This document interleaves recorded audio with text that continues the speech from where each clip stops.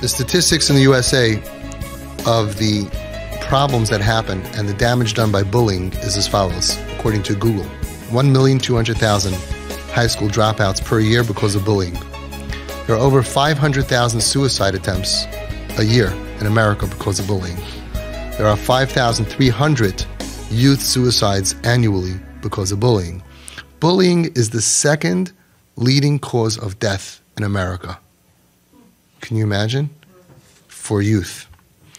So when you look at this, you say, obviously not in frum schools. A frum child would bully another child? Impossible.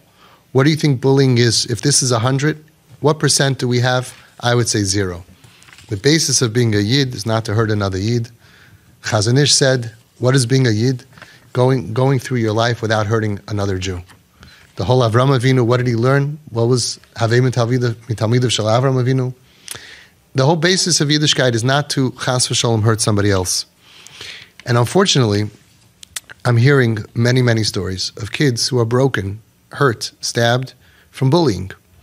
And I feel terrible for these victims of bullying, who are, some of them on drugs, some of them who are suicidal, a lot of damage, or even just hurting. But I feel much worse for those who bullied. I feel so bad for those kids who are bullying other kids, who are hurting other neshamas, who have blood on their hands. And I feel even worse for their parents of these kids and the yeshivas, the mechanchim. What are they doing if they can't teach a child in your class not to hurt another Jew? What are we teaching them if we don't have the basics of the Aleph Beis?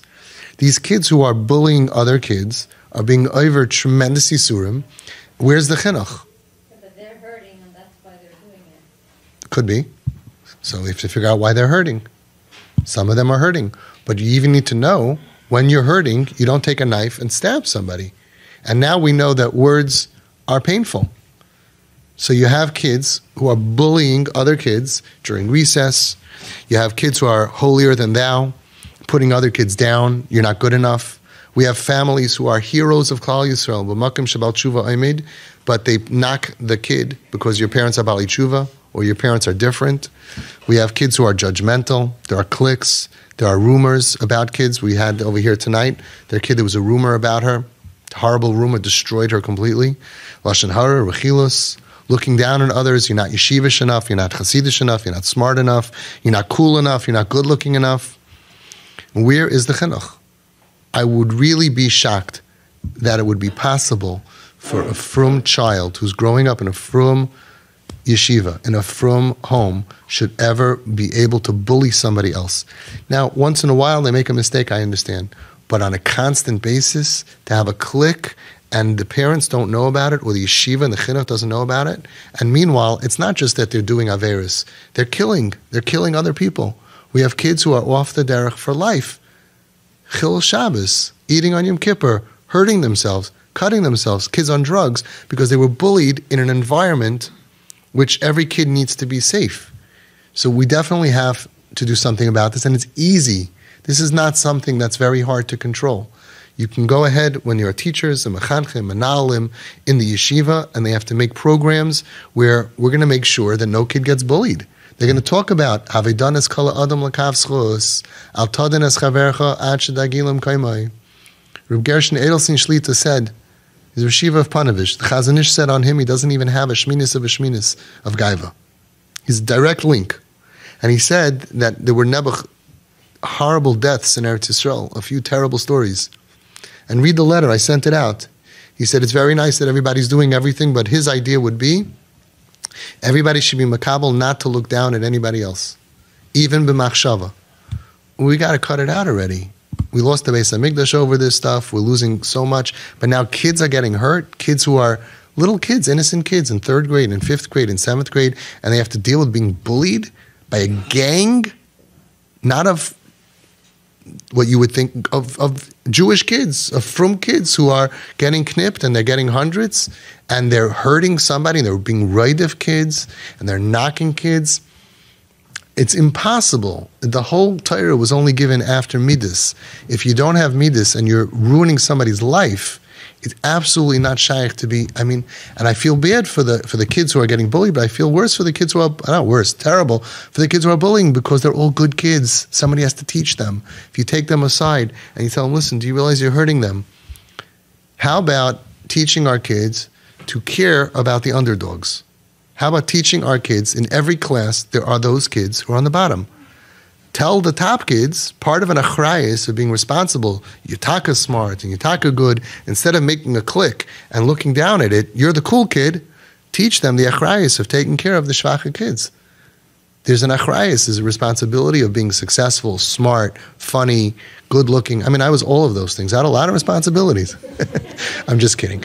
So I'm just saying you have to teach those kids, right? And I'm very proud. I have stories I can tell. I just don't want to speak about personal stuff.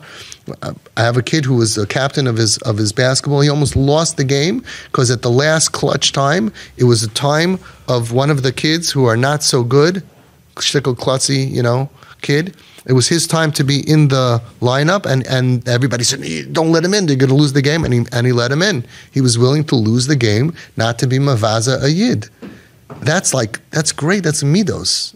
These are things that we need to teach our kids. Not everybody's going to be Amid bin Asayim, but it's like, it can't go unnoticed. So parents have to go and speak to their kids, all of them, for their sake.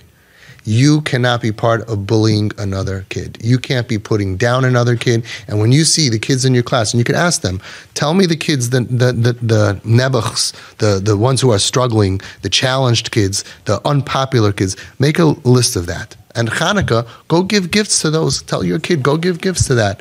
And you'll see it's a bigger problem than you think.